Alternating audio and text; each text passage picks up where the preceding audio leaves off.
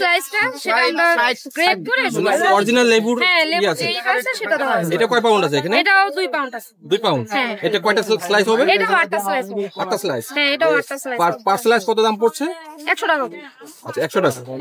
এই সবগুলো কি আপনি বাসায় তৈরি করেন? সবগুলো আমার বাসায় আমি নিজে হাতে তৈরি করছি। নিজে মানে আজকে কয়টা নিয়ে আসছেন? আজকে আমি 9টা নিয়ে আসছি।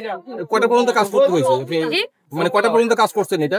ভাইয়া আমি আজকে সারাদিনই কাজ করছি। কালকে 12টা বাজে শুরু করছি, শুরু করার পর আবার 3টা বাজে একটু রেস্ট নিয়ে আবার সকাল থেকে শুরু করছি, কারণ একবারে তো করা সম্ভব না, কারণ রেস্টের একটা ব্যাপার আছে। একদিনে সর্বোচ্চ কয়টা কেক তৈরি করতে পারবেন? একদিনে সর্বোচ্চ 10টা করা যায়।